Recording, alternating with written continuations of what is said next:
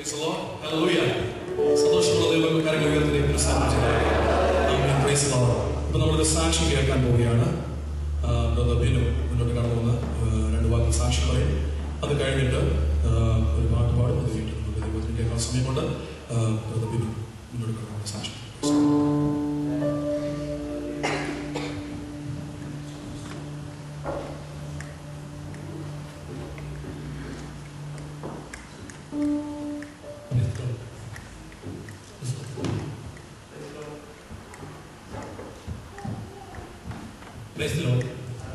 ദൈവത്തെ എൻ്റെ പേര് ബിനു. ഞാൻ യുക്രൈൻ പ്രദേശത്ത് കടന്നു വന്നിട്ട് 1 മാസമായി. നേരത്തെ ഞങ്ങൾ കുടുംബമായിട്ട് ദുബൈയിലായിരുന്നു. എനിക്കൊരു മോളുണ്ട്. ദുബൈ വെച്ച് ഒരു ഏജന്റ് മുഖേന എൻ്റെ വൈഫിന് ഇങ്ങോട്ട് കടന്നു വരാൻ ഒരു സാഹചര്യം ഒരുക്കി. സ്റ്റുഡൻസ് വിസയുടെ അഡാപ്റ്റേഷനിലാണ് ഇവിടെ വന്നത്. ഇവിടെ വന്ന് 3 മാസം കഴിഞ്ഞു, 1 വർഷം കഴിഞ്ഞു. വൈഫിന് പിന്നെ അവരൊന്നും കിട്ടിയില്ല. അവസാനം തിരക്കപ്പെടാനും നഴ്സിംഗ് ഹോമിൻ്റെ ഓഡിറ്റിങ്ങിന് എക്സ്പയറായി ഓഡിറ്റിങ്, അതിനാൽ പിന്നെ അവർ കിട്ടിയില്ല. അങ്ങനെ 1 വർഷം കഴിഞ്ഞു. വിസയുടെ കാലാവധി തീരാറായി. അങ്ങനെ പ്രയാസപ്പെട്ട് ബാധപ്പെടുന്ന അവസരത്തിൽ ദൈവത്തിൻ്റെ കൃപയാൽ ഒരു ഏജന്റിനെ പരിചയപ്പെടാനിടയായി. ഏജന്റിനെ പരിചയപ്പെട്ടു. അങ്ങനെ വിസ റിന്യൂ ചെയ്ത് ബക്കനാട് എന്നൊരു സ്ഥലത്ത് ഇപ്പോൾ നഴ്സിംഗ് ഹോമിൽ വർക്ക് ചെയ്യുന്നു. അങ്ങനെ ജോലി ചെയ്തിരിക്കുന്ന അവസരത്തിൽ നാട്ടിലേക്ക് എനിക്ക് വരാനുള്ള പേപ്പേഴ്സ് എല്ലാം അയച്ചു തന്നു. പേപ്പറെല്ലാം എംബസി സബ്മിറ്റ് ചെയ്തു. പക്ഷെങ്കിൽ റിജക്റ്റായി. ആ സമയത്താണ് ബ്രദർ പാസ്റ്റർ രഞ്ജിത്ത് നാട്ടിൽ വരാൻ ഇടയായത്. രഞ്ജിത്ത് പാസ്റ്ററിന്റെ കോൺടാക്ട് നമ്പർ വൈഫ് എനിക്ക് തന്നു. അങ്ങനെ പാസ്റ്ററുമായിട്ട് ഞാൻ കോൺടാക്ട് ചെയ്തു.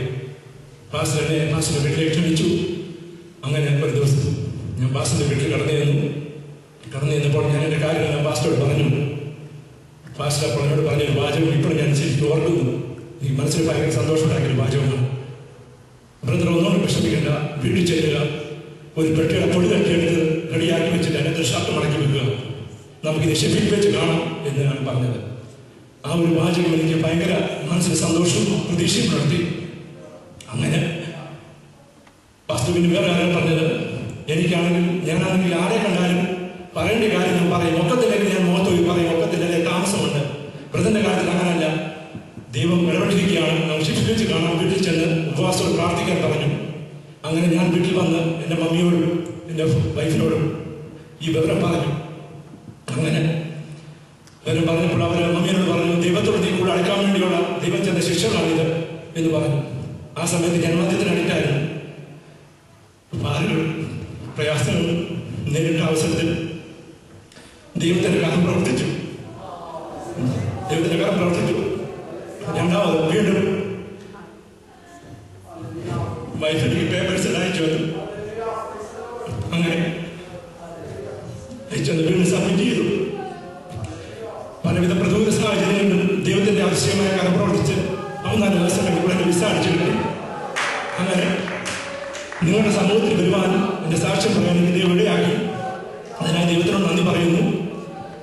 പ്രതികൂല സാഹചര്യങ്ങളിൽ എന്തെങ്കിലും പ്രതികൂലങ്ങൾ സംഭവിച്ചാലും ദൈവത്തിനെല്ലാം നമ്മൾ വിടുതലെത്തി വിശ്വാസത്തോട് പ്രാർത്ഥിച്ചാലെല്ലാം ദൈവം നമുക്ക് സാധിച്ചു തരുന്ന പൂർണ്ണ വിശ്വാസത്തോടെ നമുക്ക് ദൈവത്തെ ആരാധിക്കാം. അതിനായി ഞാൻ നിങ്ങളോട് എൻ്റെ സാക്ഷ്യം പറയാൻ വേണ്ടി ഇനി ഇവിടെ സാഹചര്യത്തിലെന്ന പാസ്റ്ററിനോടും ഇതിൻ്റെ എല്ലാ ഭാരവാഹികളോടും നന്ദി അറിയിക്കുന്നു.